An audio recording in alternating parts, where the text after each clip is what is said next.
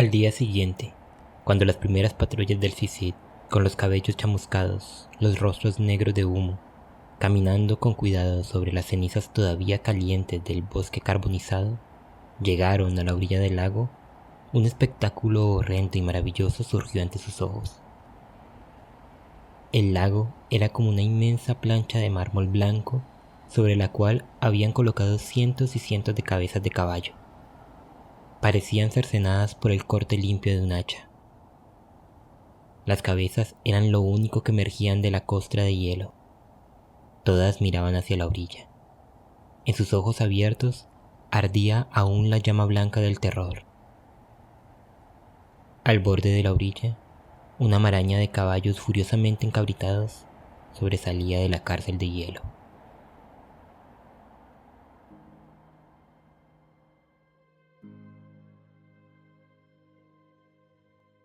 ¿Qué harías tú si te levantas una mañana y encuentras a tu mascota sin vida y mutilada?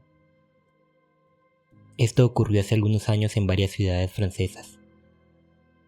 El desenlace de este relato fue sorprendente. Hoy te traigo la historia de las mutilaciones rituales de caballos.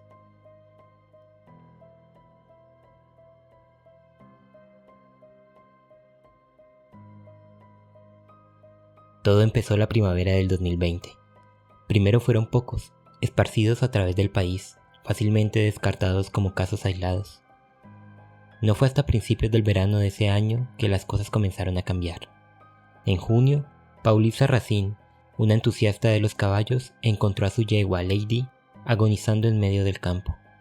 Le habían cortado una oreja y quitado parte de la piel de la cara. Ante la prensa, Sarrazin recordó que varios días antes del macabro descubrimiento, sobre su propiedad se había divisado un dron sobrevolando en mitad de la noche. De igual manera, pudo ver un individuo sospechoso invadiendo su propiedad y recibió llamadas de un supuesto veterinario, quien le realizó preguntas sobre su yegua. De inmediato, Pauline recurrió a las redes sociales con el afán de proteger a los demás animales. Así creó el grupo de Facebook Justicia por Nuestros Caballos, para reunir cualquier información que pudiera haber sobre los perpetradores.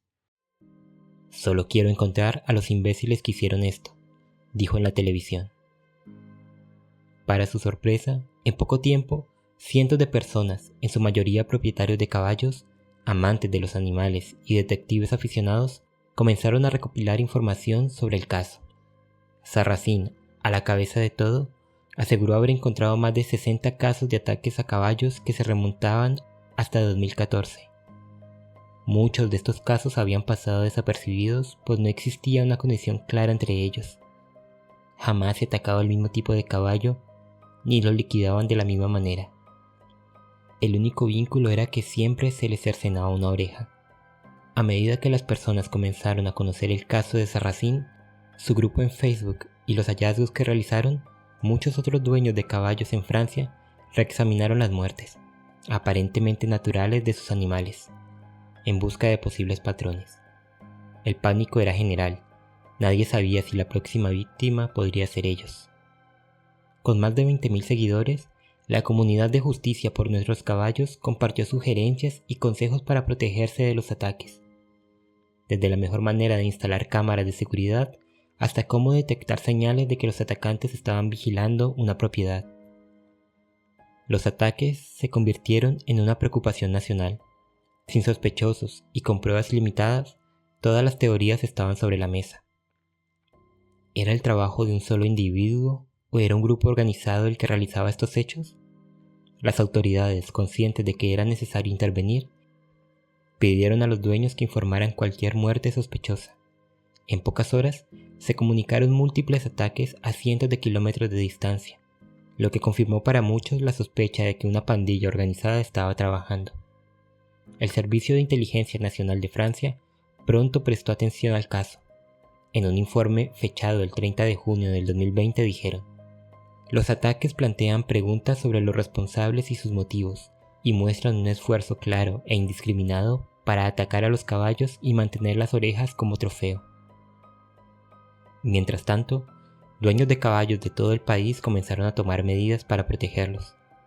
Desde instalar cámaras, llevar gas pimienta e incluso se crearon patrullas vecinales. Sin embargo, nadie pudo dar con los responsables de los ataques. Hasta una noche de agosto del 2020. A las 10 p.m., Nicolas de Margin, de 48 años, realizó la última ronda del día en su refugio de animales en el centro de Francia. Tras ver que todo estaba en orden, se acostó a dormir, pero a medianoche despertó debido a los sonidos de los cerdos chillando. Nicolás, quien tiene una discapacidad al caminar, tomó su bastón y bajó las escaleras lentamente. Al salir de la casa, encontró a dos hombres quienes lo atacaron con un cuchillo. Nicolás devolvió el golpe y alcanzó a herir a uno de ellos en el rostro. Fue allí cuando huyeron en una camioneta 4x4. Al revisar a sus animales, pudo notar que 2 caballos y un pony tenían cortes profundos por todo su cuerpo. Pronto, el boceto de uno de los atacantes se compartió 500.000 de veces en Facebook. La mutilación de los caballos, para esta época, ya era de conocimiento mundial. Las autoridades buscaron no solo prevenir ataques, sino también calmar las tensiones entre las comunidades rurales, cada vez más aterradas. En Bretaña, pese a que solo se habían reportado la supuesta mutilación de un caballo, la policía se vio abrumada con llamadas de actividad sospechosa. Agentes camuflados vigilaron las propiedades con visión nocturna en una operación llamada Caballo de Guerra. El alcance de los presuntos crímenes y la falta de arrestos crearon una atmósfera en la que detectives aficionados analizaban informes de prensa y rumores en línea en busca de pistas sobre la identidad de quienes estaban detrás de los crímenes. La explicación más popular fue la de los satanistas, o algún tipo de grupo religioso alternativo. Es una secta, eso está claro. ¿Por qué si no les quitarían una oreja, órganos o testículos?, preguntó Nicolás. El ministro del Interior francés llegó a declarar: los grupúsculos satanistas en Francia no han dado señales de vida en varios años, y parecen atraer a menos jóvenes reclutas. Sin embargo, no se puede ignorar el potencial violento que puede desarrollarse dentro de estos grupos reducidos y discretos. Para septiembre del 2020, la policía francesa inició una enorme investigación sobre más de 500 informes de asesinatos o mutilaciones de caballos. Los veterinarios de la policía y los expertos forenses revisaron cada caso antes de hacer un anuncio impactante en diciembre del 2020. Los experimentos forenses habían demostrado lo que las observaciones iniciales no lograron comprobar. La mayoría de las incisiones, que fueron descritas como quirúrgicas y atribuidas a cuchillos, eran en realidad marcas de los dientes afilados de un zorro o carroñeros similares, una teoría confirmada por muestras de ADN. Un caso parecido ocurrió entre 1983 y 1993, cuando la policía británica investigó el caso de 160 animales fallecidos. Las teorías ampliamente difundidas sugerían que satanistas o incluso pedófilos estaban detrás de las muertes, pero nunca se emitió ninguna condena. En 2001, tras 2 décadas de investigación, un ex policía declaró que la mayoría de lesiones fueron causadas por accidentes u otros animales. Gary Small, experto en histeria colectiva y catedrático de psiquiatría del Centro Médico de la Universidad de Hackensack en Nueva Jersey, dijo respecto al caso: cuando las personas están asustadas o ansiosas, a menudo reinterpretan las señales de su entorno. Agneta Fischer, profesora de emociones y procesos afectivos de la Universidad de Ámsterdam, explica: cuanto más intenso sea un acontecimiento emocional, más se extenderá, y al compartir historias y nuestras emociones sobre ellas, también podemos compartir las mismas interpretaciones de ese evento.